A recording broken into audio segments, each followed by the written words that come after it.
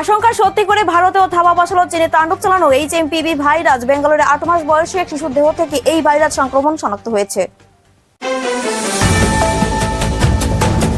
দীর্ঘ প্রতীক্ষার অবসান, অবশেষে দেশে ফিরলেন ভারতের 95 জন এবং বাংলাদেশের 90 জন মৎস্যজীবী। রবিবার বঙ্গোপসাগরে আন্তর্জাতিক জলসীমায় এই দুই দেশের মধ্যে বন্দি বিনিময় হয়। প্রাথমিক নিয়োগ দুর্নীতি মামলায় চার্জ গঠন শুরু। সুজয় কৃষ্ণ ভদ্রের বিরুদ্ধে চার্জ গঠন করা হলো। আজ হাসপাতাল থেকেই ভার্চুয়াল পেশ করা হয় সুজয় কৃষ্ণ ভদ্রকে। ফের দিল্লি থেকে গ্রেপ্তার 9 বাংলাদেশি অনুপ্রবেশকারী। তারা ভুয়ো নথিপত্র নিয়ে দেশে ঢুকেছিল। এদের মধ্যে 7 জনকেই একই হোটেল থেকে আটক করা হয়। কম্বল মুড়ে মাদক পাচারের চেষ্টা। মালদা টাউন স্টেশনের ডাউন বিবেক এক্সপ্রেস থেকে উদ্ধার হলো 2 কোটি টাকার মাদক। গ্রেপ্তার মাদক পাচারকারী। ধৃতের কম্বল থেকে উদ্ধার হয় 460 গ্রাম ব্রাউন সুগার, যার বাজার মূল্য 2 কোটি 20 লক্ষ টাকা।